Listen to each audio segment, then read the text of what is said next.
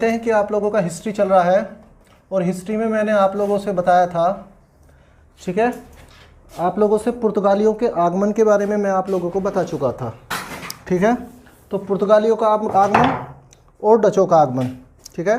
तो आप लोगों को जैसे जानते हैं कि भाई डचों का जो है आगमन हुआ था 1602 में और डचों का जो है 1759 के अंदर डच यहाँ से चले गए, क्योंकि डचों का जो ये आप लोगों का इधर इंडोनेशिया वाला इलाका है, इधर की तरफ रुझान ज़्यादा हो गया, ठीक है। और इस वजह से जो है यहाँ से ये लोग थोड़ा चले गए। फिर यहाँ पर जो है इनकी प्रॉब्लम्स जो है प्रॉब्लम भी आ रही थी उधर पुर्तगाल और उधर अंग्रेज़ों के साथ।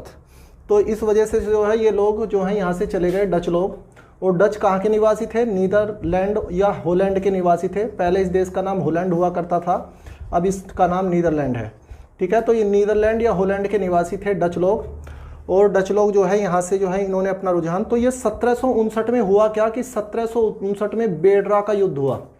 किस बेडरा या बेदरा कुछ भी लिखा रहता है, ठीक है। बेदरा के युद्ध में जो है इन्हें पराजित कर दिया। किसने? अंग्रेजों ने इन्हें पराजित कर दिया, ठीक है, बेदरा के युद्ध में। क्योंकि ये लोग जिस समय आए थे तो आने के समय इन्होंने पुर्तगालों को परेशान किया, बहुत अच्छे तरीके से परेशान किया। और इन्होंने जो है इस पश्चिमी तट पर ही कब्जा कर लिया, लगभग सारे पश्चिमी तट पर कब्जा कर लिया, ठीक है। इन्होंने पश्चिमी तट पर 1663 में कब्जा किया। और यहाँ पर इधर इंडोनेशिया तो यहाँ पर है, ये जो है यहाँ पर है श्रीलंका, ठीक है। तो यहाँ पर इन्होंने ये इंडोनेशिया की तरफ को इनका रुझान हो गया। और यहाँ जो श्रीलंका है, श्रीलंका में इन्होंने जो है 1658 में जो है श्रीलंका को कब्जा लिया। और जब ये 16 और ये पुर्तगालों से कब्जा आया इन्होंने, ये पुर्तगालों के कब्जे में था श्रीलंका पुर्तगालों के कब्जे में था। और पुर्तगालों के कब्जे में से जो है इन लोगों ने, डचों ने जो है पुर्तगालों से श्रीलंका को छीन लिया। और 1658 में जो है इन्होंने क्या कर दिया, 1658 में इन लोगों ने जो है श्रीलंका पे कब्जा कर लिया। फिर उसके बाद इन्होंने 1663 ईस्वी में जो है यहाँ पश्चिमी तट पर भी कब्जा कर लिया, ठीक है। तो एक 1661 की घटना मैंने आप लोगों को बताया था कि 1661 में जो है पुर्तगाल की राजकुमारी थी कैथरीन, पुर्तगाल की राजकुमारी कैथरीन का विवाह कर दिया गया था। किससे? राजकुमार से, ब्रिटेन के राजकुमार से कैथरीन का जो है शादी कर दी गई थी। और उसमें जो है बम्बई को दे दिया गया था। किसमें? क्यों किया था ऐसा इसीलिए किया गया था कि ये डचों से जो है ना, ये लोग डचों से बहुत ज़्यादा भयभीत हो गए थे पुर्तगाली। तो इन्होंने एक समझदारी दिखाई कि ब्रिटेन वालों के साथ यानी कि अंग्रेज़ों के साथ जो है तो समझौता किया जाए। और समझौता क्या कहने का तात्पर्य ये है कि रिश्तेदारी बनाई जाए। तो इन्होंने रिश्तेदारी बना ली। तो इन्होंने क्या किया कि बम्बई दहेज में दे दिया। अब देखिए कितने मज़े की बात है, ठीक है नहीं। बम्बई हमारा, बम्बई भारत का, और भारत के बम्बई को दहेज में दे रहा है पुर्तगाल। किसे दे रहा है? ब्रिटेन को। ब्रिटेन के राजकुमार को कैथरीन के दहेज में दिया जा रहा है। किसके द्वारा? पुर्तगाल के द्वारा दिया जा रहा है ब्रिटेन को। देखो कितने अच्छी बात है, ठीक है। और फिर उसके बाद क्या हुआ, तो इसलिए ये जो है ये बम्बई क्या दे दिया, ये दहेज में दे दिया। फिर उसके बाद क्या हुआ कि 1668 में यही बम्बई जो है ये 10 पाउंड पर, क्योंकि यहाँ पर तो व्यापार कर रही थी उस समय तक, कंपनी व्यापार कर रही थी उस समय जो है, डायरेक्ट कंपनी जो है शासन के कब्जे में नहीं आई थी जब तक जो ब्रिटेन की संसद के, बाद में इसे ब्रिटेन की संसद के कब्जे में भी ले लिया गया। जब वहाँ की संसद को ऐसा महसूस हुआ कि वहाँ तो बहुत फ़ायदे का सौदा है, ठीक है, और वहाँ पर हमें शासन करने के लिए भी मिलेगा, काफ़ी कुछ कंपनी ने यहाँ जो है कवर कर लिया है, काफ़ी कुछ को अपने कब्जे में कर लिया है। तो ऐसी कंडीशन में जो है क्या किया, ऐसी कंडीशन में अंग्रेज़ों ने जो है, मतलब अंग्रेज़ों की जो संसद है, ठीक है, वहाँ की महारानी या महाराजा जो होते हैं, ठीक है, उन्होंने अपने कब्जे में ले लिया किसे? कंपनी को, ठीक है। और उन्होंने कहा कि अब हम वहाँ पर शासन करेंगे। तो इसलिए, और ये जो है जिस समय उन्हें कंपनी के अधिकार दिए, कंपनी के अधिकारों में भी ये लिखा हुआ था, ठीक है ना। जैसे कि 1609 का चार्टर एक्ट अंग्रेज़ों में, मैंने अभी आप लोगों ने पुर्तगाल पढ़े हैं, अभी पढ़ाऊँगा आप लोगों को अंग्रेज में। तो अंग्रेज़ों में 1609 के चार्टर एक्ट में ये लिखा गया, ठीक है ना। जेम्स प्रथम ने, वहाँ का जो राजा था, वहाँ का शासक था जेम्स प्रथम, जो ब्रिटेन का राजा था, उसने 1609 में विशेषाधिकार दिए, ठीक है ना, खूब विशेषाधिकार दिए।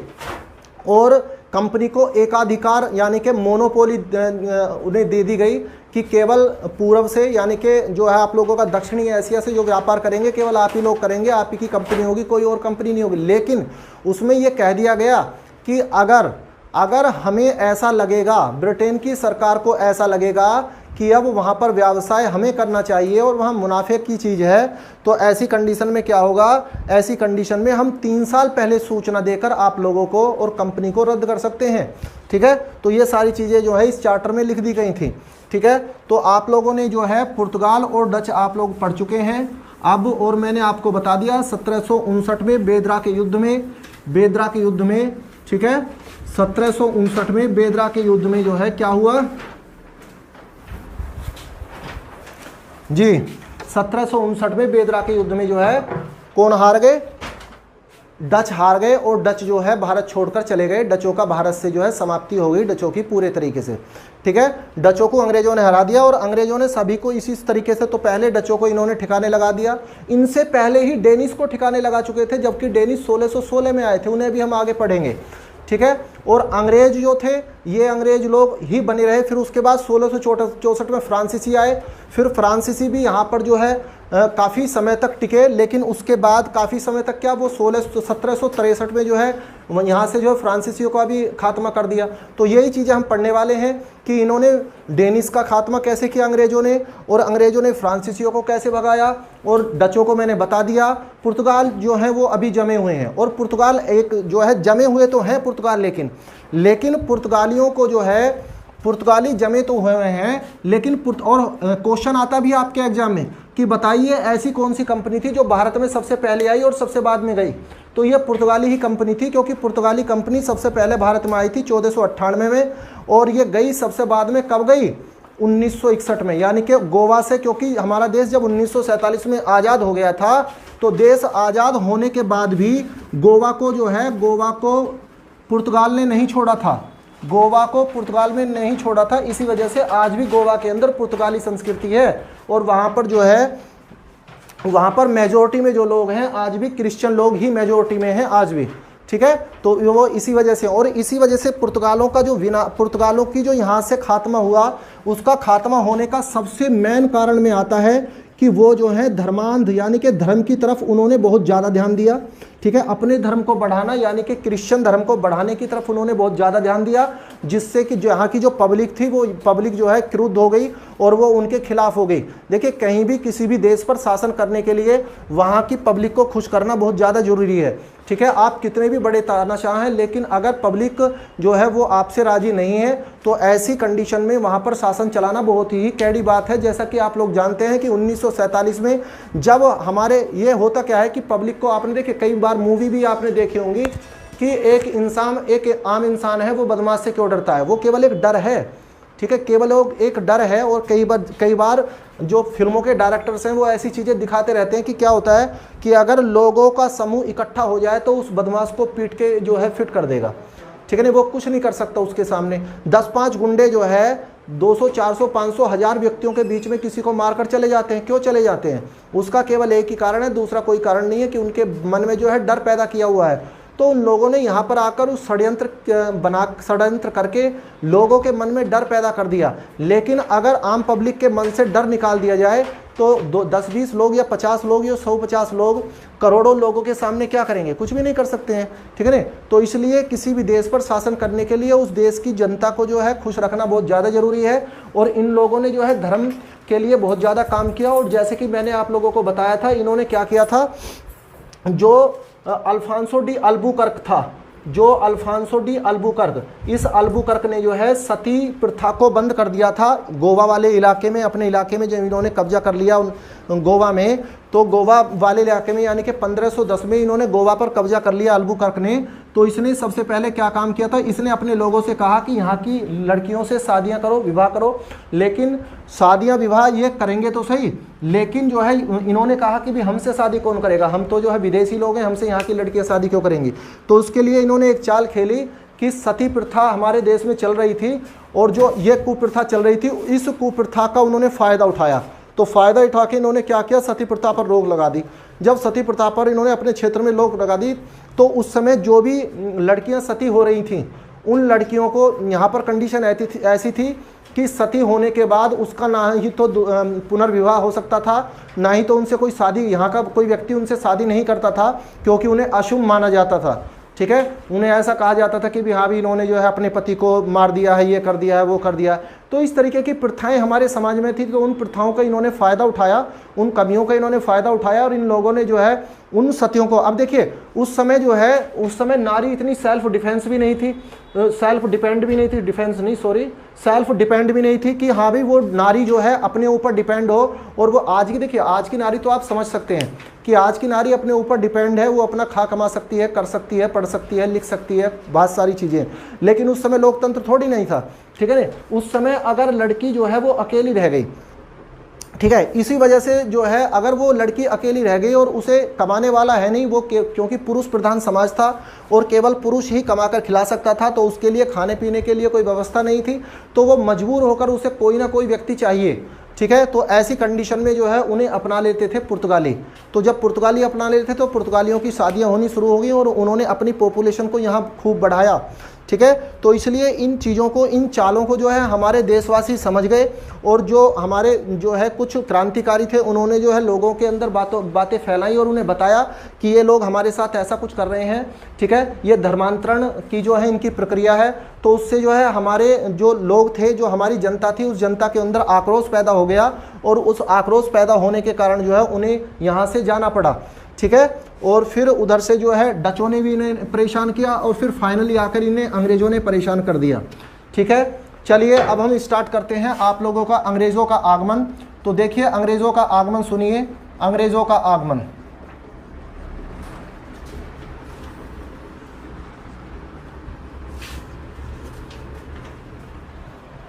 अब देखिए सुनिए, अंग्रेज़ों का जो आगमन है वो हमारे यहाँ कब हुआ, कैसे हुआ, सारी बातें सुनिए। देखिए 1599 ईस्वी में, 1599 ईस्वी में ब्रिटिश ईस्ट इंडिया कंपनी की स्थापना हुई। देखिए सबसे पहले तो आप लोग ये समझेंगे, ये जो ईस्ट इंडिया कंपनी वाली बात है ना, ये ईस्ट इंडिया कंपनी सभी के लिए जो है, ये ईस्ट इंडिया कंपनी तो सभी, देखिए ईस्ट माने पूर्व, इंडिया माने भारत, यानी कि भारत के लिए। ठीक है नहीं, और भारत कहाँ है, पूर्व में।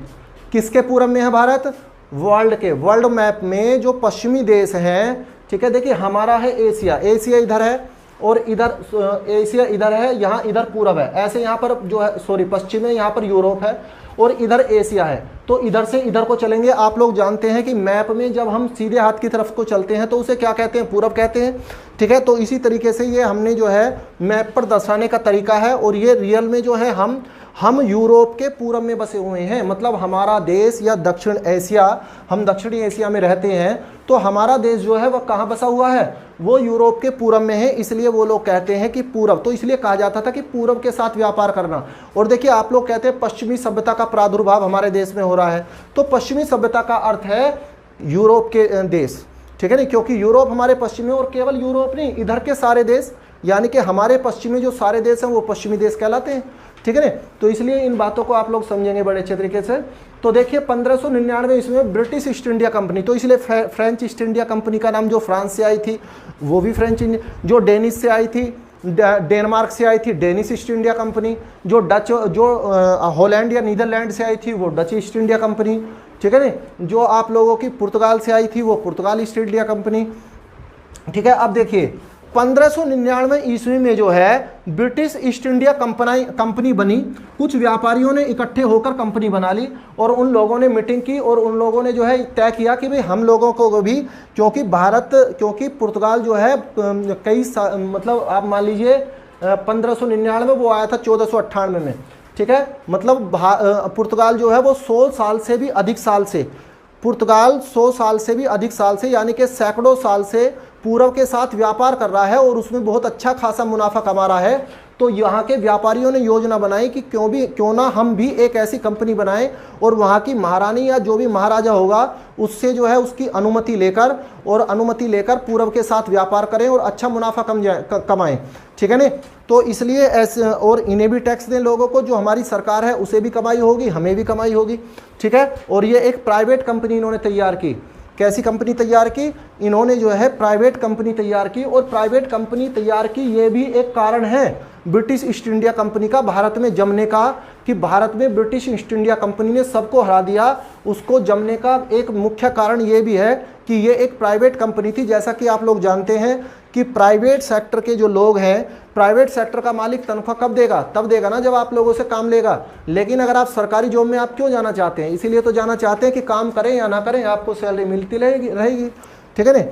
तो इसी वजह से आप लोग नहीं, कोई भी है, ठीक है, ये मत समझना कि मैं आपको जो है ऐसा कह रहा हूँ, ठीक है, ऐसा नहीं है। आप लोगों में से बहुत कुछ ऐसे हो सकते हैं कि आप लोग काम करना चाहते हैं, ठीक है, और काफ़ी मेहनती होंगे, तो ऐसा कोई विषय नहीं है, और होना भी चाहिए मेहनती। और मैं ऐसा मानता हूं कि जो मुझसे पढ़ रहे हैं वो सब मेहनती होंगे, ऐसी कोई बात नहीं है। लेकिन हाँ, कुछ ज़्यादातर हो ही जाते हैं बाद में जो है गवर्नमेंट जॉब लगने के बाद, थोड़ा इसी तरीके का परसेप्शन है कि हो जाते हैं कि हाँ भी गवर्नमेंट जॉब लग गई, उसके बाद करना धरना कुछ है नहीं है, ठीक है, क्योंकि गवर्नमेंट जॉब जितना लगना हार्ड है उससे ज़्यादा छूटना हार्ड है, ठीक है।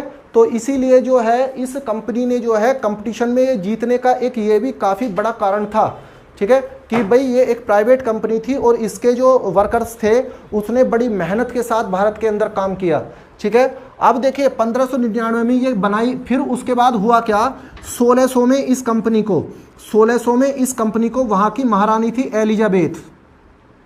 एलिजाबेथ, वहाँ की महारानी एलिजाबेथ ने जो है इस कंपनी को दे दी क्या, इस कंपनी को मान्यता दे दी, परमिशन दे दी। अब इस कंपनी को परमिशन दे दी कितने वर्ष के लिए, 15 वर्ष तक के लिए। और कैसी परमिशन दे दी, एकाधिकार, यानी कि तुम लोगों की मोनोपोली होगी। तुम लोग अगर भारत से व्यापार करने के लिए जाएंगे तो कोई भी दूसरी कंपनी वहां से व्यापार करने के लिए नहीं जाएगी, आपसे कोई कंपटीशन नहीं करेगा, आप लोग जाइए और व्यापार कर लीजिए। तो इन लोगों ने जो है यहाँ से इन लोगों ने एलिजाबेथ ने इन्हें मान्यता दे दी। लेकिन हुआ क्या कि ये कंपनी काफ़ी लंबे समय तक, क्योंकि ये कंपनी केवल भारत के लिए नहीं बनी थी, भारत के आसपास के देशों के लिए भी बनी थी, जैसे इंडोनेशिया, क्योंकि इंडोनेशिया भी जो है ना, मैं आपको बता चुका था कि जैसे हमारे भारत केरल में जो है बहुत अच्छे लेवल पर मसाला होता है, इसीलिए इंडोनेशिया को भी मसाला द्वीप कहते हैं, ठीक है ना, क्योंकि इंडोनेशिया क्या है, इंडोनेशिया एक द्वीप है, ठीक है। तो इंडोनेशिया को हम मसाला द्वीप कहते हैं, ठीक है, क्योंकि वहाँ पर भी मसाला जो है बहुत बड़े स्तर पर होता है। तो इसलिए 1600 ईस्वी में एलिजाबेथ ने मान्यता दी 15 वर्ष के लिए, और एकाधिकार उनका जो है कर दिया कि आप लोग जो है पूरे एकाधिकार के साथ आप लोग जो है पूर्व के साथ व्यापार कर सकते हैं। अब ये लोग जो है पूर्व के साथ व्यापार करने के लिए आए, लेकिन पता है क्या हुआ, ये लोग पूर्व के साथ व्यापार करने के लिए तो आए, लेकिन ये भारत में 1608 तक आए ही नहीं, ये भारत में नहीं आए 1608 तक। इनका जो ध्यान रहा वो इंडोनेशिया की तरफ रहा, और ये मसाला द्वीप पर जो है 1601 में इन्होंने जाकर मसाला द्वीप पर कब्जा किया सबसे पहले, ठीक है ना, इन्होंने 1601 में सबसे पहले जाकर मसाला द्वीप पर कब्जा किया। तो इसलिए इन्होंने भारत की तरफ को रुझान ही नहीं किया, ये पहले जो है दक्षिण एशिया के और देशों पर जाकर जो है इन्होंने अपना जो है काम स्टार्ट किया। तो ये भारत में कब आए, देखिए ये भारत में सबसे पहली बार आए 1608 में, ये भारत में सबसे पहली बार 1608 में आए। और 1608 में जो है कौन आया वो सुन लीजिए, क्वेश्चन आता है इससे।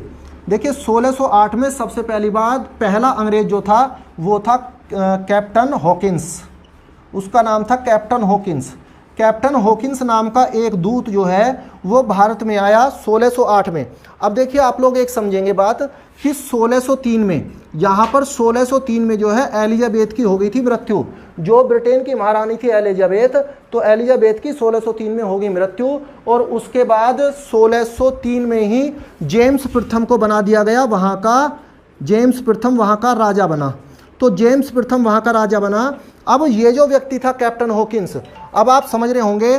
और देखिए एक और बात समझेंगे, क्वेश्चन ऐसे पूछा जाता है कि बताइए जिस समय ब्रिटिश ईस्ट इंडिया कंपनी बनी या ईस्ट इंडिया कंपनी को मान्यता मिली, दोनों ही बातें, क्योंकि ईस्ट इंडिया कंपनी को मान्यता मिली 31 दिसंबर 1600 को, इसकी डेट भी मैं याद कर रख लें, 31 दिसंबर 1600 को एलिजाबेथ ने मान्यता दी।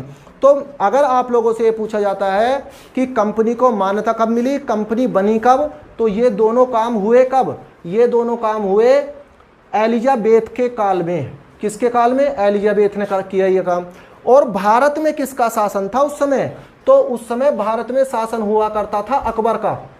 किसका शासन हुआ करता? ये क्वेश्चन एग्जाम में बहुत पूछा जाता है कि बताइए जब ब्रिटिश ईस्ट इंडिया कंपनी बनाई गई उस समय भारत में किसका शासन था। तो कहने का मतलब क्या है कि आपको जो है ये याद होना चाहिए कि भारत ने कब, अकबर ने कब से कब तक शासन किया। अगर आप लोगों की ये चीज़ें याद होंगी तो आप ये चीज़ें क्लियर कर लेंगे, अदरवाइज आप ये चीज़ें नहीं क्लियर कर पाएंगे किसी भी कीमत पर।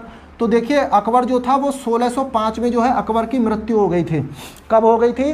अकबर की मृत्यु 1605 में हो गई थी।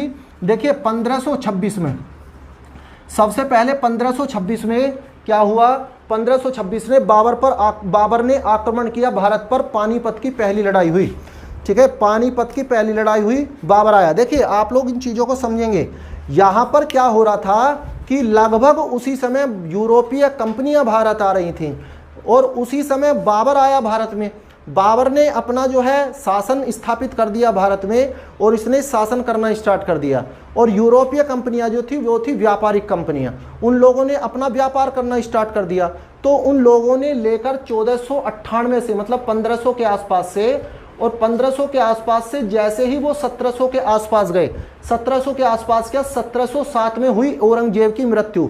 3 मार्च 1707 को औरंगजेब की हो गई मृत्यु। और औरंगजेब जो था ना, वो जितने मुगल शासक, 6 मुगल शासक ऐसे हैं जो ताकतवर शासक थे, जिनका जो है जिन्होंने शासन अच्छे लेवल पर किया। और औरंगजेब का शासन पता है ऐसा शासन था कि इसके औरंगजेब के शासन में मुगल शासन का जो क्षेत्र था वो फैला, सबसे ज्यादा विस्तार हुआ। और इसी के शासन में मुगल शासन के पतन के भी लक्षण दिखाई देने लगे। ठीक है, तो सबसे जो अंतिम शासक था औरंगजेब का शासन ऐसा था कि इसी के शासन में सबसे ज्यादा मुगल शासन का विस्तार हुआ, मुगल क्षेत्र का विस्तार हुआ, लेकिन पतन के जो लक्षण थे वो भी दिखाई देने लगे।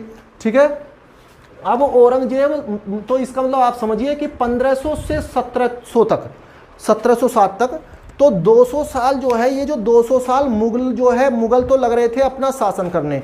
और जो ये कंपनियां थी इन्होंने 200 साल तक ये आपस में लड़ती रही, भिड़ती रही, कभी इनसे भी लड़े, इनके साथ भी लूटपाट की।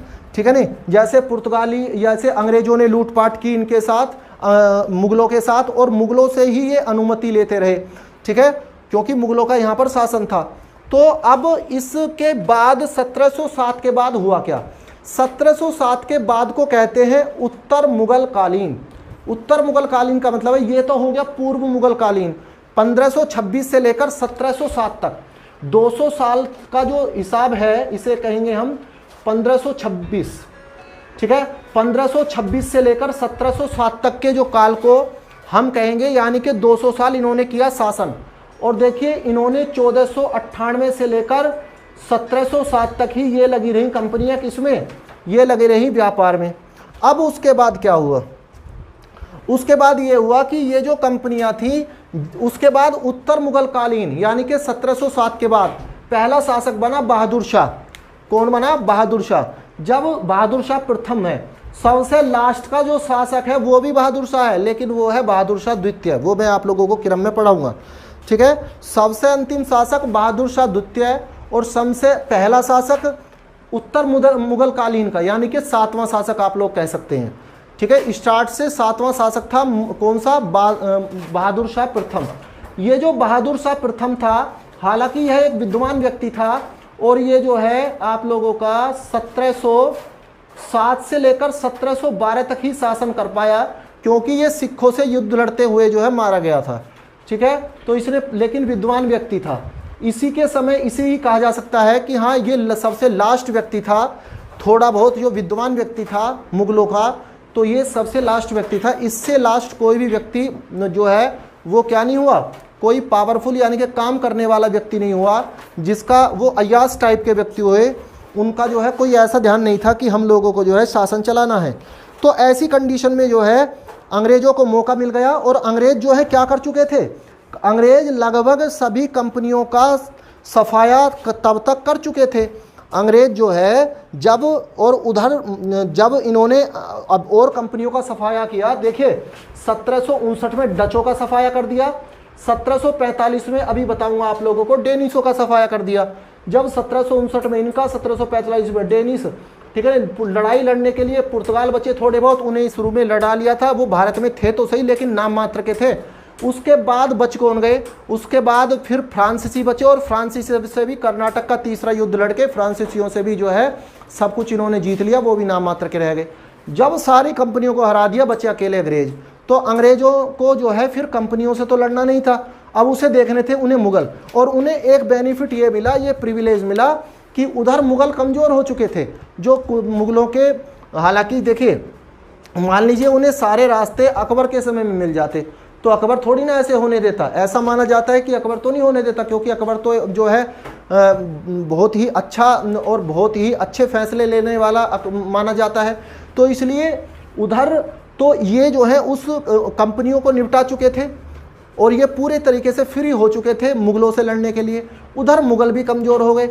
जब मुगल कमज़ोर हो गए तो इन्होंने क्या किया, इन्होंने जो है अपना जो है शासन में जो है अपनी भागीदारी करनी स्टार्ट कर दी और इन्होंने जो है कब्जाना शुरू कर दिया इलाकों को।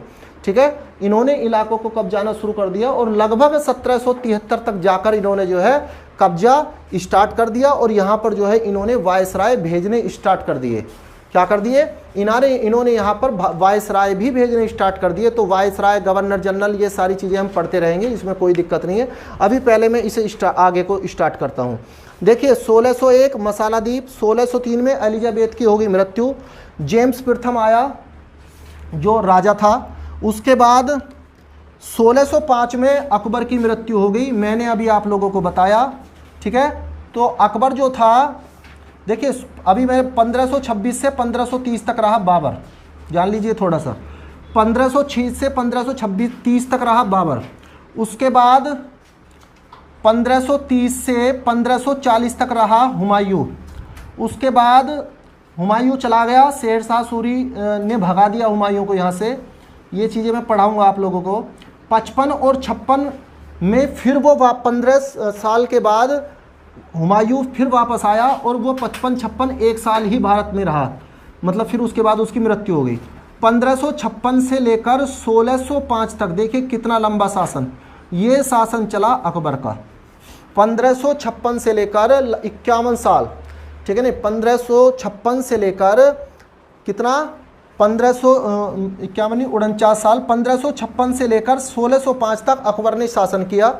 तो आप लोग समझ रहे होंगे कि मैंने बताया कि 1605 में होगी अकबर की मृत्यु।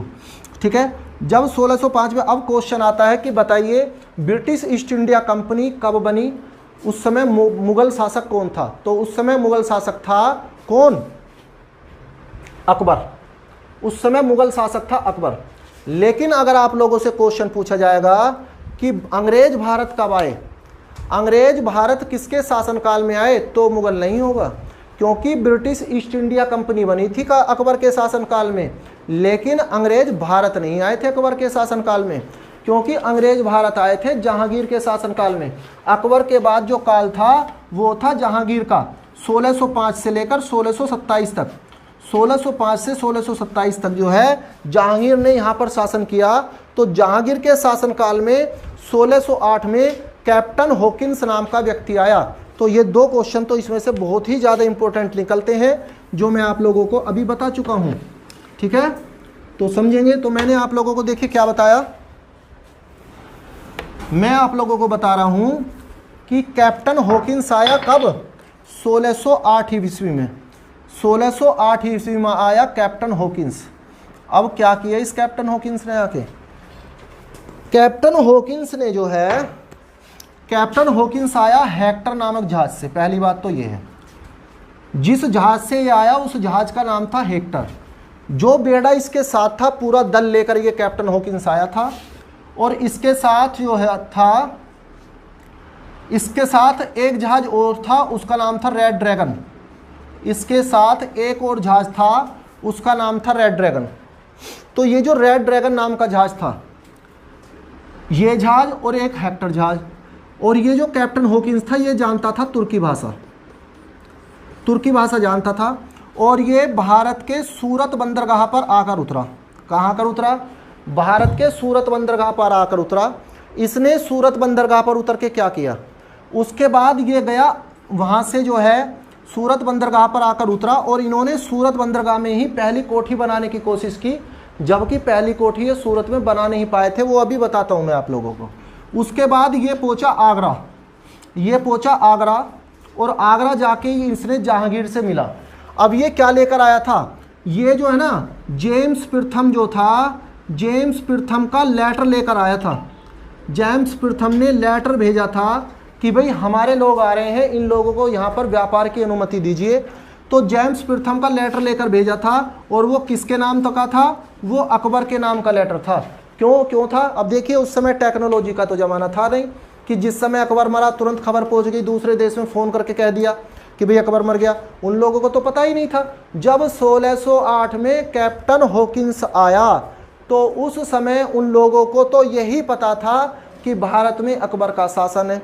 तो इस वजह से वहाँ से जेम्स प्रथम ने जो लेटर भेजा वो भेजा अकबर के नाम, ठीक है। जेम्स प्रथम ने कैप्टन हॉकिंस के हाथ लेटर भेजा अकबर के नाम और कैप्टन हॉकिंस उस लेटर को लेकर जाकर वो लेटर थमा दिया किसके हाथ में, जहांगीर के हाथ में, और अकबर की हो चुकी थी मृत्यु। अब उसके बाद जहांगीर ने जो है, जहांगीर से इसने अनुमति मांगी, लेटर पढ़ लिया, फिर उसने जो है अपना बता भी दिया कि हमें अनुमति चाहिए यहाँ पर व्यापार करने की। किस पर्पज़ से आया था, व्यापार करने की अनुमति चाहिए। अब जहांगीर जो है उसने अनुमति तो नहीं दी, उसने जो है 400 मनसब दे दिए। अब 400 मनसब का अर्थ है कि छोटा मोटा व्यापार करने की अनुमति दे दी। क्यों दी थी, उसका रीज़न था क्योंकि जहांगीर भयभीत था, क्योंकि पिछले 100 साल से तो, क्योंकि ये तो 100 साल लेट आए हैं, ये तो आए हैं 1608 में और जो है 1498 में पुर्तगाली आ चुके हैं। तो पुर्तगाली पिछले 110 साल से भारत में व्यापार कर रहे थे और मैं आपको पुर्तगालियों का सारा सिस्टम बता चुका हूँ कि पुर्तगालियों ने सारे समुद्र पर भी कब्जा कर लिया था, जिसे ब्लू वाटर पॉलिसी कहते हैं।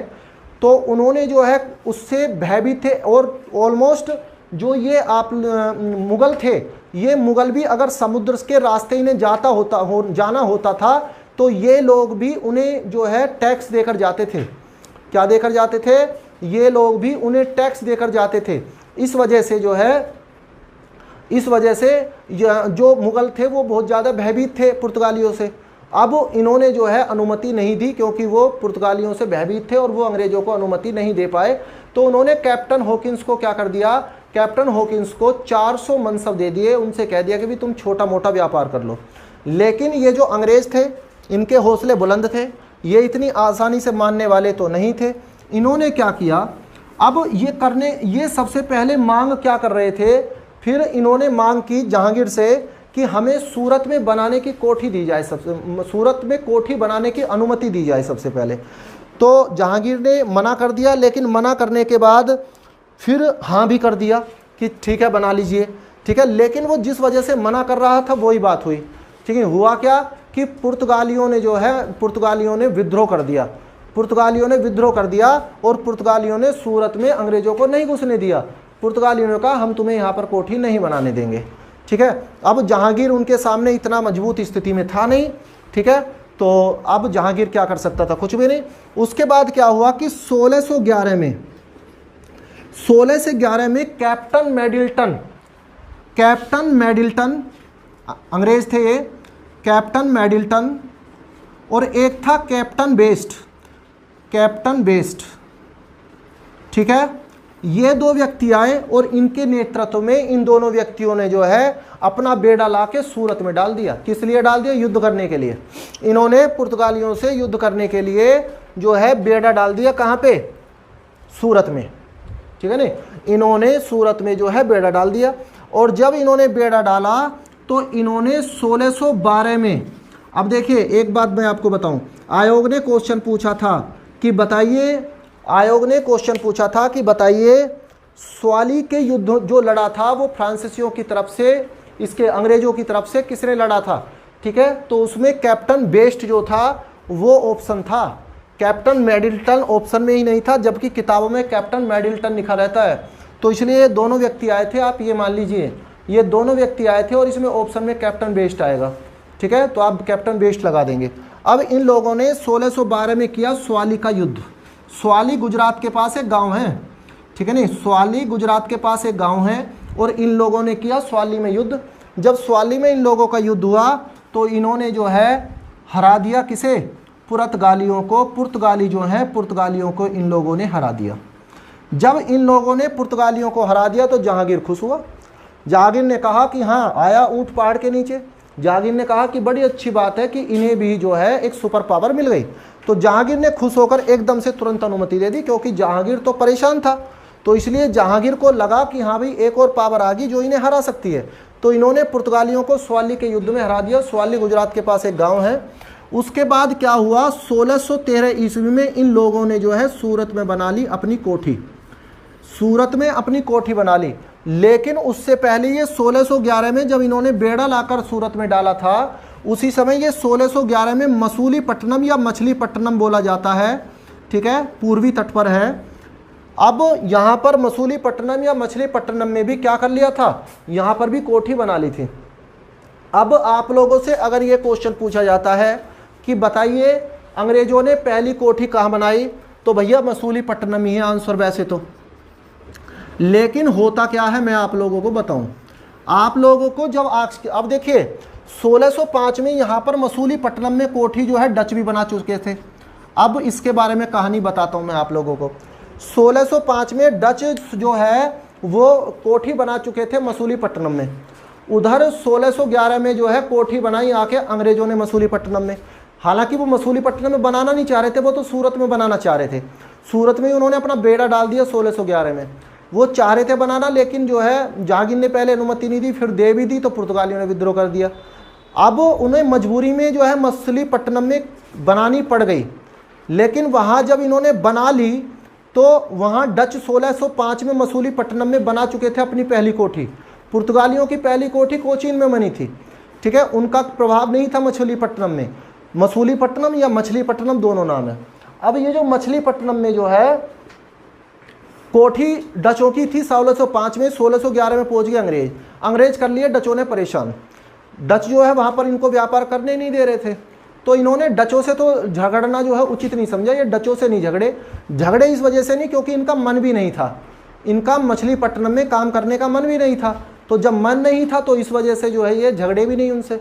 इनका मन था सूरत में ही, इस वजह से आके इन्होंने पुर्तगाल, और सूरत में रोक रहे थे पुर्तगाली, तो इन्होंने आके जो है पुर्तगालियों से झगड़ा लेना, मोल लेना जो है ज़्यादा उचित समझा।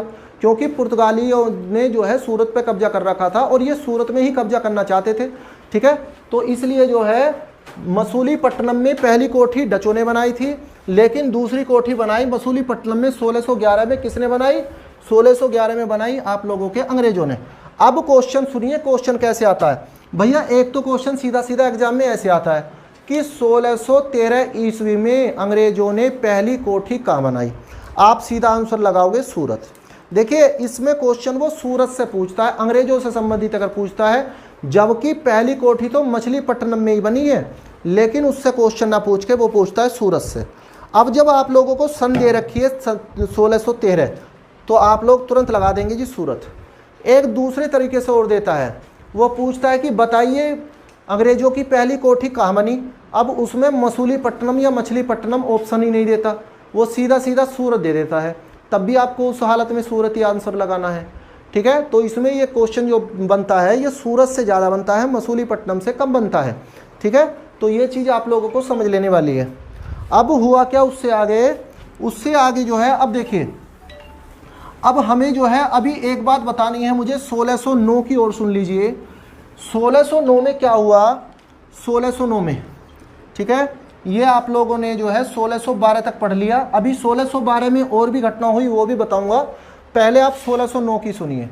1609 में जो है जेम्स प्रथम ने जो है एक चार्टर के थ्रू, ठीक है, जेम्स प्रथम वहाँ का जो है आप लोग को बताया मैंने जो 1603 में राजा बना था, जेम्स प्रथम ने एक चार्टर जो है के थ्रू इन्हें जो है चार्टर सौंपा कंपनी को, और कंपनी को विशेषाधिकार दे दिए, इनको कंपनी को और ज़्यादा अधिकार इनके बढ़ा दिए, इन्हें विशेषाधिकार दे दिए। अब विशेषाधिकार इन्हें मिल तो गए और इन्हें एकाधिकार मिल गया, इन्हें मोनोपोली मिल गई। लेकिन उन्होंने क्या किया, जेम्स प्रथम ने क्या किया, अब उसमें जेम्स प्रथम ने पता क्या कह दिया, जेम्स प्रथम ने ये कह दिया कि भी आप लोगों की मोनोपोली तो है, कोई कंपनी तो वहाँ व्यापार करने नहीं जाएगी, वो तो बात चलो हम मान लेते हैं। लेकिन हम लोगों को अगर ऐसा लगेगा कि हम लोग ये व्यापार जो है ज़्यादा मुनाफे की चीज़ हो गई है और उसे सरकार खुद करना चाहती है, तो हम कंपनी को जो है क्या कर देंगे, समाप्त कर देंगे 3 साल पहले सूचना देकर। हम कंपनी को समाप्त कर देंगे 3 साल पहले सूचना देकर। केवल किसी दूसरी कंपनी के मामले में तुम एकाधिकार है तुम्हारा, हमारे मामले में यानी कि सरकार के मामले में तुम्हारा एकाधिकार नहीं है। ठीक है, तो ये 1609 के चार्टर में कहा। उसके बाद अभी मैं 1612 में बता चुका हूँ आप लोगों को कि 1612 में हुआ था स्वाली का युद्ध। जब 1612 में हुआ भैया स्वाली का युद्ध, 1612 में जब हुआ स्वाली का युद्ध, तो स्वाली के युद्ध उसी समय जो है देखिए 1601 से लेकर 1612 तक जो है कंपनी को लाभांश हुआ 20%। अब 1601 में तो कंपनी हमारे यहाँ थी नहीं, मतलब पूरब के साथ जो टोटल व्यापार करा कंपनी ने वो 20% करा 1612 तक, और 1612 में कंपनी को लाभांश हुआ 50%। 50% का मतलब है कि 2 लाख पौंड का व्यापार करा और 2 लाख पौंड पर 1 लाख पौंड का लाभ कमाया। 2 लाख पौंड पर 1 लाख पौंड का लाभ कमाया किसने, कंपनी ने। जब कंपनी ने 1 लाख पौंड का लाभ कमाया तो कंपनी ने ब्रिटेन के राजा को 1.7 लाख पौंड का यानी कि 1,70,000 पौंड का कर्जा दिया। क्या दिया, कंपनी को कर्जा दिया 1,70,000 पौंड का। ठीक है, जब कंपनी को 1,70,000 का कर्जा दिया तो उसके फलस्वरूप क्या हुआ, उसके फलस्वरूप जो है अब क्या किया गया, उसके फलस्वरूप राजा ने क्या किया, राजा ने भी तो उसके जो है इनाम में कुछ दिया होगा जब उसे कर्जा दिया है। तो राजा ने क्या किया कि जो पुराने विशेषाधिकार थे सारे वो तो जो है जारी रखे, ठीक है, लेकिन उससे आगे और भी विशेषाधिकार बढ़ा दिए गए इनके 1612 में। कैसे विशेषाधिकार, इनसे कह दिया गया जैसे सेना रखना, कि आप लोग सेना रख सकते हैं, ठीक है, आप लोग जो है न्याय व्यवस्था कर सकते हैं, ठीक है, नहीं मतलब आप अब कंपनी नहीं है, अब आप जो है अपना कुछ शासन के भी आप लोगों को अधिकार हैं, सेना रख सकते हैं, न्याय व्यवस्था कर सकते हैं, किलेबंदी कर सकते हैं, किलेबंदी। और उसी के बाद इन लोगों ने किलेबंदी भी स्टार्ट कर दी, सेना रखनी भी स्टार्ट कर दी। जब सेना रखनी स्टार्ट कर दी तभी तो इन्होंने फिर 1612 में ही क्या लड़ा, स्वाली का युद्ध लड़ा था, ठीक है नहीं, क्योंकि इन्हें 1612 में उधर से जो है पावर मिल गई थी, तो इन्हें 1612 में इन्होंने स्वाली का युद्ध लड़ा। और फिर बाद में इन लोगों ने जो है कोठियाँ बनाई तो उनकी किलेबंदी भी की, क्योंकि इन्हें किलेबंदी के भी अधिकार मिल गए, ठीक है नहीं। तो इस तरीके से जो है आप लोग ये सारी चीज़ें आप लोगों के आ गई समझ में। अब हम आगे बढ़ते हैं, आगे बढ़ते हैं। अब देखिए आगे बढ़ेंगे हम लोग तो आप लोग कहाँ तक पहुँचेंगे, देखिए आप लोगों का जो है 1600 कहाँ तक हो गया, 1612 तक हो गया, ठीक है, 1612 क्या 1613 तक हो गया। अब हम आएंगे 1615 में सीधे। अब देखिए 1615 में क्या था, 1615 में था एक और राजदूत आया, उसका नाम था टॉमस रो या थॉमस रो, कुछ भी लिखा रहता है किताबों में। टॉमस रो नाम का एक राजदूत आया और ये जो है व्यापारिक संधि करने के लिए आया, और भारत में शासन तो जहांगीर का ही चल रहा था, तो जहांगीर से इसने व्यापारिक संधि की कुछ और चीज़ें जो है अपने लिए कुछ और छूटे, ज़्यादा छूटे मांगी, ठीक है। तो ये किस पर्पज़ से आया था, व्यापारिक संधि करने के लिए आया था, और इसे फिर छूटे दी भी गई, क्योंकि फिर क्या हो गया, जहांगीर का भी डर निकल गया पुर्तगाल के प्रति, तो इन्होंने जो है व्यापारिक संधि की जो छूटे, इनसे व्यापारिक संधि कर ली और इन्हें छूटी प्रदान कर दी गई, कोई आराम से छूटे दे दी थॉमस रो के कहने पर। तो 1615 ईस्वी में जो है थॉमस रो आया, और थॉमस रो जो है वो दूसरा अंग्रेज था जो भारत के अंदर आया, ठीक है ना, दूसरा अंग्रेज राजदूत था जो भारत के अंदर आया, और ये भी जहांगीर के शासनकाल में आया, और जो आप लोगों का पहला था कैप्टन हॉकिंस वो भी जहांगीर के शासनकाल में आया, ये भी जहांगीर के शासनकाल में, वो भी जहांगीर के शासनकाल में, ठीक है। आप लोगों के ये चीज़ें तो आ गई हैं आप लोगों के समझ में। अब देखिए अब हम जो हैं 1615 हो गया आप लोगों का, अब आप लोग आइए 1632 में। देखिए 1632 में, 1632 में जो है अंग्रेजों ने गोलकुंडा के शासक से, गोलकुंडा पूर्वी तट पर है मद्रास के पास, ठीक है नहीं। तो गोलकुंडा एक राज्य हुआ करता था। गोलकुंडा के शासक से जो है, गोलकुंडा के सारे, ठीक है नहीं, वहाँ के आसपास का जो राजा था, गोलकुंडा के सारे क्या कर दिए, सारे जो बंदरगाह थे उन सभी बंदरगाहों पर एकाधिकार जो है ले लिया वहाँ के राजा से, और उसे कहा गया सुनहरा फरमान।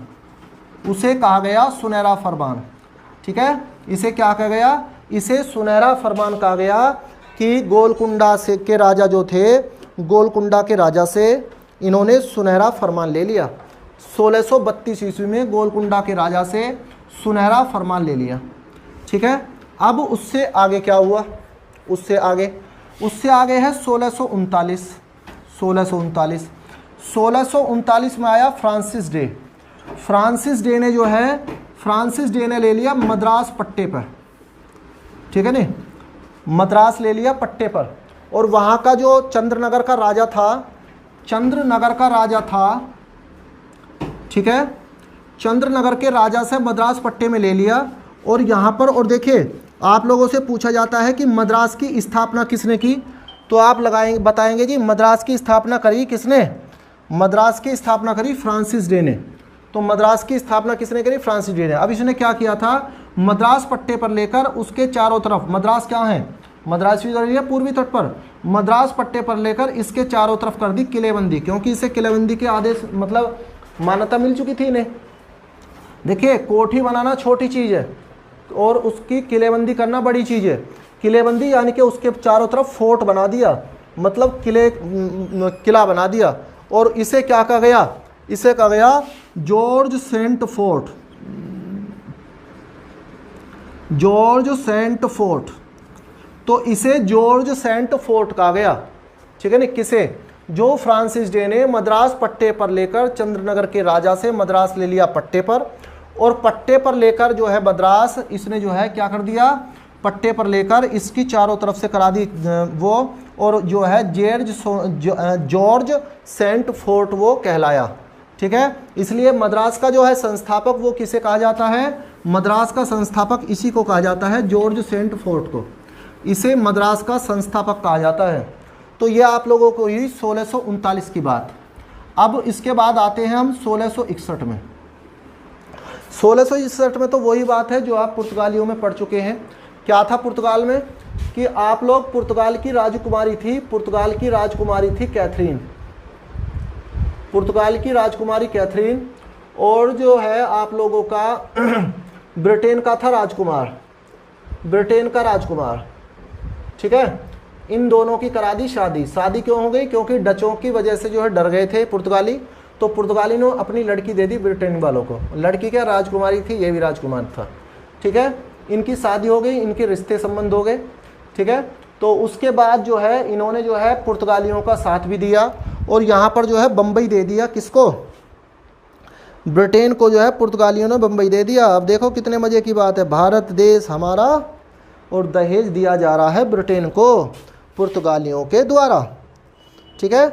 तो अब आगे देखिए क्या है, तो यहाँ जो है कैथरीन, ब्रिटेन का राजकुमार, इन दोनों की हो गई शादी, और बम्बई दे दिया इन्होंने जो है इसे दहेज में दिया, दहेज में।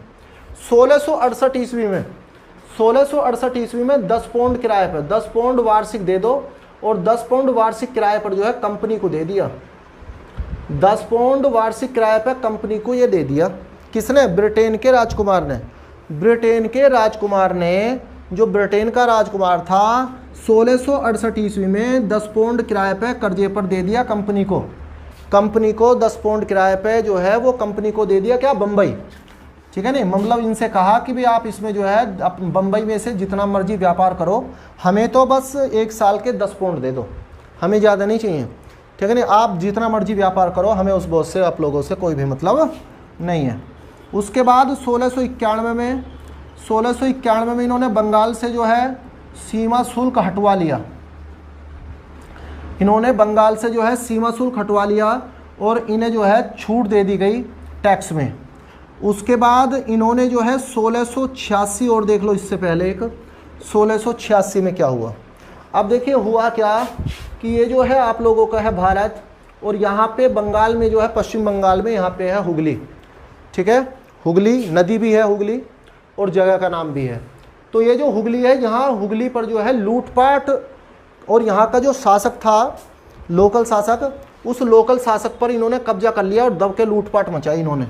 जब यहाँ पर इन्होंने जम के लूटपाट मचाई, घटना है ये 1686 की, और उस समय शासन हुआ करता था औरंगजेब का। तो औरंगजेब ने क्या करा, औरंगजेब ने इन्हें जो है धर के, इनकी जो है मजबूत तरीके से इन जो है फौज से बहुत लोग मरे, बहुत मरवाए, और जो है यहाँ से जो है ये सारी जो इनकी कोठियाँ वोठियाँ थी सब ले ली कब्जे में। जब ये कोठियाँ कब्जे में ले ली तो इन्हें जो है 1.5 लाख रुपए जुर्माना देना पड़ा, 1.5 लाख रुपए जुर्माना देना पड़ा, और इन्हें क्षमा याचना मांगनी पड़ी। जब इन्होंने क्षमा याचना की और 1.5 लाख रुपए इन्होंने जो है जुर्माना दिया, हर्जाना दिया, उसके बाद इन्हें व्यापार की अनुमति दी गई। उससे पहले इन्हें व्यापार की कोई अनुमति नहीं थी, उन्हें जो है फिर उसके बाद व्यापार की अनुमति जो है वो दे दी गई, ठीक है। अब इससे आगे क्या हुआ, 1686 हो गया, 1691 हो गया, उसके बाद 1698 ईस्वी में, 1698 में, ठीक है। अब 1698 में 3 जगह थी, कालिकाता, कालिकाता और आप लोगों का गोविंदपुर और सुतीनाका, ठीक है। अब इनका क्या किया, इनकी जो है जमींदारी अपने कब्जे में ले ली। कालिकाता, गोविंदपुर और सुतीनाता, इनकी जमींदारी जो है अपने कब्जे में ले ली अंग्रेजों ने। जब अंग्रेजों ने इसकी जमींदारी ले ली तो इसे लेने के बाद जॉब चारनॉक ने, सवाल पूछा जाता है कि कलकत्ता की स्थापना किसने करी। बम्बई की स्थापना की थी आंगियार ने, ठीक है नहीं, किसने, देखिए ऊपर में बम्बई के बारे में बता तो चुका हूँ, तो सुन लीजिए। बम्बई का संस्थापक अगर आप लोगों से पूछा जाएगा तो बम्बई का जो गेराल्ड आंगियर, बम्बई का संस्थापक था गेराल्ड आंगियार। तो बम्बई का जो संस्थापक था वो था गेराल्ड आंगियार। और जॉब चारनॉक ये संस्थापक था कलकत्ता का।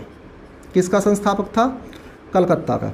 तो इसने कलकत्ता की स्थापना करी और इसने जो है चारों तरफ क्या बनवा दिया, किला बनवा दिया, जिसे विलियम फोर्ट कहा गया।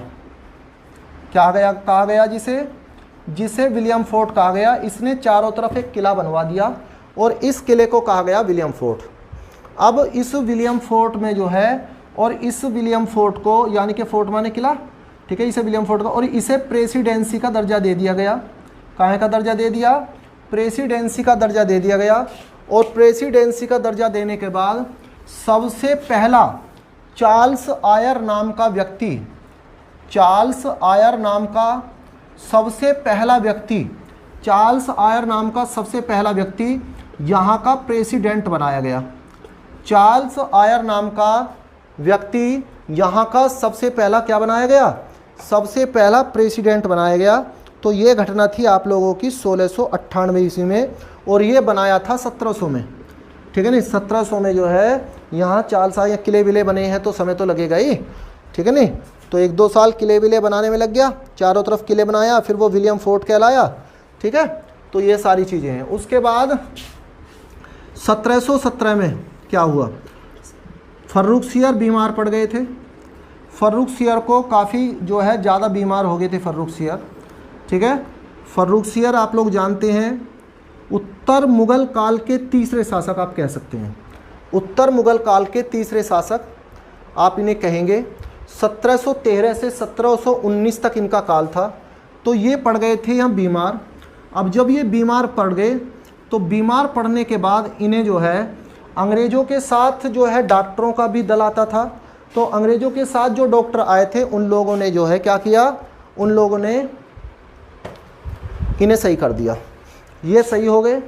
तो सही होने के बाद इन्होंने जो है क्या कर दिया, इन्होंने अंग्रेज़ों को जो है छूट प्रदान कर दी और इन्होंने केवल 3000 रुपये पर छूट दे दी कि आप जो है जो मर्जी कितना भी, केवल आप वो शुल्क दीजिए, वो टैक्स दीजिए जो टैक्स जो यहाँ की भारतीय जनता देती है, ठीक है, और उसी टैक्स पर आप व्यापार कीजिए, जो मर्जी व्यापार करें। एक तो ये छूट दे दी, ठीक है, पागल लोग थे ये लोग। उसके बाद इन लोगों ने जो है, क्योंकि इमोशनल तो भारतीय थोड़े होते ही हैं, भारतीय तो ये पूरे तरीके से नहीं थे, पर हाँ चलो भारत में रह रहे थे, तो इसलिए थोड़ा सा इमोशनल ये हो गए, और इन्होंने जो है क्या दे दी, इन्होंने छूट दे दी। जब इन लोगों ने छूट मिल गई, तो छूट मिलने के बाद इन्होंने क्या किया, फिर इन्हें जो है ये इन्होंने बम्बई में, इन्होंने, क्योंकि बम्बई जो है ईस्ट इंडिया कंपनी को दहेज में मिला था, तो इन्होंने क्या किया था, इन्होंने जो है बम्बई में, कब मिला था, 1668 में, इन्होंने बम्बई में अपने सिक्के भी चलवाए थे, और इन्हें सिक्कों को चलाने की अनुमति नहीं थी, लेकिन वो अनुमति भी किसने दे दी, फर्रुखसियर ने दे दी वो अनुमति भी, ठीक है नहीं, वो अनुमति भी फर्रुखसियर ने दे दी। और ये जो है ये कंपनी का मैग्ना कार्टा कहा जाता है, इसी को कंपनी का मैग्ना कार्टा कहते हैं, क्योंकि मैग्ना कार्टा तो शब्द भी वहीं से आया है, ब्रिटेन से, ठीक है नहीं, ब्रिटेन से, यानी कि कोई अधिकारों का, ज़्यादा अधिकारों का मिल जाना ही मैग्ना कार्टा कहा जाता है, ठीक है। जो 1215 ईस्वी में, 1215 ईस्वी में जो है जॉन के द्वारा, जो 1215 ईस्वी में जो वहाँ का राजा था जॉन, उसके द्वारा जो है मैग्ना कार्टा यानी कि सबसे पहले मौलिक अधिकार लिखे गए थे, ठीक है ना, तो इसी वजह से उसे मैग्ना कार्टा कहा जाता है। तो ये मैग्ना कार्टा जो है, ये मैग्ना कार्टा कंपनी का मैग्ना कार्टा कहा जाता है, इसे क्या कहा जाता है, इसे कंपनी का मैग्ना कार्टा कहा जाता है। तो ये सारी चीज़ें थी आप लोगों के किसके बारे में, ये सारी चीज़ें थी आप लोगों के अंग्रेज़ों के आगमन के बारे में। आप अंग्रेज़ों के आगमन के बारे में आप लोगों ने ढंग से पढ़ा, ठीक है।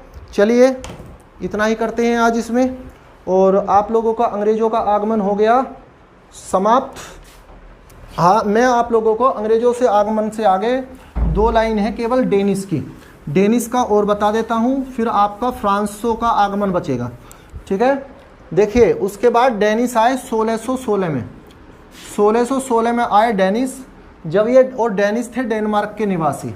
जब ये डेनिस आए तो ये डेनिस जो है 1616 में आए, और इनसे संबंधित बस आपको एक फैक्ट याद होना चाहिए कि डेनिसों की पहली कोठी कहाँ बनी, तो डेनिसों की पहली कोठी बनी तंजौर में, डेनिसों की पहली कोठी बनी तंजौर, या इसे ट्रैंकोबार भी कहते हैं।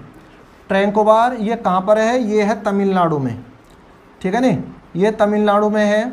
हालांकि दूसरी कोठी जो थी वो बनी सेमारपुर में, ठीक है नहीं, सेमारपुर, और ये है आप लोगों का बंगाल में, तो बंगाल में सेमारपुर में है, यहाँ दूसरी कोठी बनी। उसके बाद ये लोग जो हैं 1745 ईस्वी में, उसके बाद ये लोग 1745 ईस्वी में कहाँ चले गए, मतलब इन्हें जो है यहाँ से ये वापस हो गए। सारा जो इनकी कोठियाँ थीं वो सारी कोठियाँ वोठियाँ बेचकर अंग्रेज़ों को, ये सारी कोठियाँ वोठियाँ अंग्रेज़ों को बेचकर चले गए, ठीक है। तो ये जो है 1745 तक रहे, 1616 से लेकर 1745 तक रहे। और इनके लिए बस आप लोगों के लिए महत्वपूर्ण ये है कि आप इनकी पहली कोठी याद करें कि डेनिसों की पहली कोठी कहाँ बनी थी, ये ज़्यादा महत्वपूर्ण है, क्योंकि जो है आप पांचों ही कंपनियों की कोठियाँ तो आप लोग याद रखेंगे ही रखेंगे कि पांचों कंपनियों ने अपनी पहली कोठियाँ कहाँ बनाई थी। अब मैं पांचों कंपनियों की आपकी पहली कोठियाँ लिख देता हूँ, ठीक है, आप लोगों को मैं याद करा देता हूँ एक बार पांचों कंपनियों की पहली कोठियाँ। तो देखिए सबसे पहली कंपनी थी आप लोगों की पुर्तगाल, और पुर्तगाल का जो था, पुर्तगाल की जो पहली कंपनी बनी थी वो बनी थी कोचीन में। आप लोगों को ध्यान रहना चाहिए, इससे ही ज़्यादा क्वेश्चन बनता है, ध्यान रखना है। पुर्तगाल की पहली कोठी बनी कोचीन में। उसके बाद आए डच, डचों की पहली कोठी कहाँ बनी, डचों की पहली कोठी बनी मसूलीपट्टनम में। कहाँ बनी, मसूलीपट्टनम, ठीक है। ये आप लोगों की बनी, ये आप लोगों की बनी 1503 में। और ये आप लोग जो है ये डच आए कब, देखिए मैं इधर लिखता हूँ स्थापना वर्ष, ये मैं लिख रहा हूँ कंपनी, ठीक है, कंपनी का क्रम, फिर इधर लिख रहा हूँ मैं स्थापना वर्ष, और भैया इधर लिख रहा हूँ मैं, ये है आपकी पहली कोठी, ठीक है। तो आप ऐसे ही इसे लिख लेंगे। तो देखिए स्थापना वर्ष, पुर्तगाल का स्थापना वर्ष 1498, भारत में आए 1498, ठीक है। और पुर्तगाल की पहली कंपनी जो कोठी बनी वो बनी कोचीन में। कब बनी? 1503 में बनी। दूसरा जो है आप लोगों का वो है आप लोगों का 1500 दूसरा आप लोगों का डच आए आपके 1602 में। कब आए? डच आए 1602 में, और मतलब स्थापना वर्ष ही इनका 1602 है, ठीक है। और इनका आने का क्रम भी, आने का क्रम, क्योंकि ये डच तुरंत आ गए थे साथ के साथ 1602 में। आने की सन नहीं लिखनी आपको, आने का क्रम याद रखना, ठीक है। और पुर्तगाली आए, और पुर्तगाली जो है वो 1498 में आ गए थे, ठीक है। और इनकी पहली जो है बनी मसूलीपट्टनम में, और ये बनी 1605 में। कब बनी? 1605 में। उसके बाद आए आप लोगों के, देखिए स्थापना वर्ष अंग्रेजी कंपनी का, ब्रिटिश ईस्ट इंडिया कंपनी का स्थापना वर्ष जो है वो है 1600, और 1600 में आप लोगों के जो है, और आने का क्रम इनका है तीसरा अंग्रेज, ठीक है। नहीं तो देखिए, हालांकि इनका देखिए स्थापना वर्ष इनका इनसे पहले है, लेकिन आने का क्रम बाद में है, क्योंकि पहला कैप्टन हॉकिंस 1608 में आया था, तो इसलिए भारत में जो है आने का क्रम बाद का है। उसके बाद अब इन्होंने भी आकर, पहली कंपनी तो इनकी कहाँ बनी थी? कंपनी नहीं, कोठी। पहली कोठी तो इन्होंने कहाँ बनी थी? मसूलीपट्टनम या मछलीपट्टनम में ही बनी थी। लेकिन इससे क्वेश्चन वो एग्ज़ाम में बहुत रेयर पूछता है। दूसरी कोठी बनी थी सूरत में, ये आप लोगों को याद रखना है, और इसकी आप लोग सन दोनों की याद रखेंगे। तो मसूलीपट्टनम में 1611 में, और सूरत में 1613 में कोठी बनी थी। उसके बाद जो है आप लोगों का 1616 में आया डच। कौन आया 1616 में? 1616 में आया डच, और डचों ने जो है अपनी पहली कोठी बनाई 1620 में। 1620 में इन्होंने अपनी पहली कोठी बनाई, कहाँ बनाई? तंजौर में। 1620 में, सॉरी डच नहीं, ये डेनिश, डच तो ऊपर आ गए। इन्होंने जो है चौथे नंबर पर आए डेनिश, यानी कि डेनमार्क निवासी, डच नीदरलैंड या हॉलैंड निवासी, पुर्तगाल के निवासी, अंग्रेज ब्रिटेन के निवासी। तंजौर में बनाई, और तंजौर में बनाई इन्होंने कब? 1620 में। तो इन्होंने अपनी पहली कोठी तंजौर में बनाई 1620 में। किसने? डेनिश ने। उसके बाद आए आप लोगों के 1664 ईस्वी के अंदर फ्रांसीसी, और फ्रांसीसियों के अंग्रेजों के साथ हुए 3 कर्नाटक के युद्ध, ठीक है। उन 3 कर्नाटक के युद्धों से तो आपसे सबसे महत्वपूर्ण क्वेश्चन तो यही पूछा जाता है कि कर्नाटक के युद्ध किसके किसके बीच हुए। तो आप लोग याद रखेंगे, कर्नाटक के युद्ध अंग्रेजों और किसके बीच हुए? फ्रांसीसियों के बीच हुए। अंग्रेजों और फ्रांसीसियों के बीच कर्नाटक के युद्ध हुए। तो ये चीज़ें आप लोग याद रखेंगे। चलिए, अब उसके बाद मैं आप लोगों से बता रहा था कि सबसे लास्ट में आए आप लोगों के फ्रांसीसी। कौन आए सबसे लास्ट में? फ्रांसीसी आए। और ये फ्रांसीसियों की जो सबसे पहली कोठी है ये भी सूरत में बनी। फ्रांसीसियों की सबसे पहली कोठी ये भी आप लोगों की कहाँ बनी? सूरत के अंदर बनी, ठीक है नी। कहाँ बनी?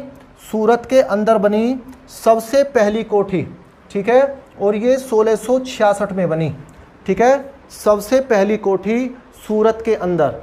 अब ये मैंने आप लोगों को पहली कोठियाँ, इनका आने का क्रम, आने की संभावना, तो आप लोगों का जो ये मैंने चार्ट बनाया है 99% सवाल तो आप लोगों का इसी से आएगा। चाहे वो आपसे क्रम में पूछे, चाहे वो आपसे इनका सन पूछ ले, चाहे वो कोठी का सन पूछ ले, चाहे कौन सी कंपनी की कोठी कहाँ है, किसी भी तरीके से सवाल बनाकर पूछे, 15 से 20 सवाल आपके यहीं से बन जाते हैं। आपका इस ही चार्ट से सवाल आने की संभावना ज़्यादा होती है, इसी कंपनी के सवाल से, ठीक है। और इससे आगे हम लोग पढ़ेंगे फ्रांसीसियों का आगमन, जो हमारा जो है फ्रांसीसी हमारे भारत में आए, और फिर फ्रांसीसी और अंग्रेजों की, क्योंकि और तो सब इन्होंने जो है ठिकाने लगा दिए। 1745 में जो है डेनिश चले गए, वो मैं आपको पढ़ा चुका हूँ। 1759 में डच चले गए, उधर पुर्तगाली जो है इन्होंने समेट दिए व्यापार में। बचे फ्रांसीसी लास्ट में, क्योंकि फ्रांसीसी आते भी बहुत लेट हैं। फ्रांसीसी आते हैं 1664 में। तो फिर बाद में लड़ाई बची केवल फ्रांसीसियों की और किनकी? अंग्रेजों की। और इनके बीच में जो है जब कर्नाटक के युद्ध होते हैं तो फिर जो लोकल नवाब होते हैं कुछ, जैसे हैदराबाद का नवाब और कर्नाटक का नवाब, तो कर्नाटक के नवाब और हैदराबाद के नवाब, उनमें भी ये जो है इंटरफेयर करते हैं ये लोग, क्योंकि दुश्मन का दुश्मन जो होता है, कैसे है कहावत वो कि दुश्मन का जो दोस्त होता, कैसे, छोड़ो उसे क्या है कहावत ठीक है नहीं। तो कहने का मतलब ये है कि जो अंग्रेज थे वो अगर मान लीजिए कोई फ्रांसीसियों का दुश्मन है, तो उन्होंने पकड़ लिया, किसी नवाब से पूछा भी हाँ तुम फ्रांसीसियों के दुश्मन हो, तो वो अंग्रेज उन्हें अपना साथ दे रहे थे। ऐसी फ्रांसीसियों ने किसी नवाब से पूछा भी तुम अंग्रेजों के दुश्मन हो, तो इस तरीके से उनका, अगर हमारे दुश्मन का कोई दुश्मन है तो वो दुश्मन हमारा दोस्त हुआ, ठीक है ना। तो इस वाली नीति पर, ठीक है ना, हमारे दुश्मन का अगर कोई दुश्मन है तो वो दुश्मन का दुश्मन अपना दोस्त होता है। इस वाली नीति पर जो है इन्होंने क्या किया, इन्होंने इस वाली नीति पर जो है फ्रांसीसियों और अंग्रेजों के बीच युद्ध हुआ, यानी कि उस युद्ध में भारत के नवाबों का इन्वॉल्वमेंट भी अच्छा खासा रहा। और इनका फ्रांसीसियों और अंग्रेजों का युद्ध कहाँ, उसमें ऑस्ट्रिया में भी चल रहा था, विदेश में भी चल रहा था, तो इसलिए वहाँ का भी इनके अंदर जो है आपस में जो है इनकी दुश्मनी थी इसी बात को लेकर, क्योंकि वहाँ विदेश में भी युद्ध चल रहा था इनका, फ्रांस का और इंग्लैंड का, ठीक है। और फिर उसी बात को लेकर ये यहाँ जो है एक कंपनी एक नवाब को जो है साथ देती थी, तो दूसरी कंपनी दूसरे नवाब को साथ देती थी, उसमें जैसे अनवरुद्दीन, चंदा साहब, नासिर जंग और मुजफ्फर जंग। तो इनके बारे में आप लोग पढ़ेंगे अब फ्रांसीसियों के आगमन में। फिर उससे आगे हमें पढ़ना है उत्तर मुगल कालीन।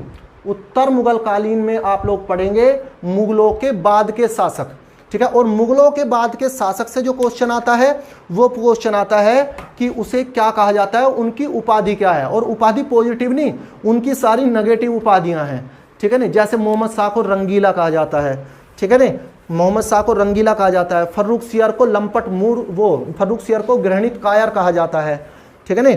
जहांदार शाह को लंपट मूर्ख कहा जाता है, ठीक है। तो इसी तरीके की जो है सारी चीज़ें आप लोग जो है उत्तर मुगल कालीन में पढ़ेंगे। चलिए तो आज इतना ही करते हैं। Okay, thank you.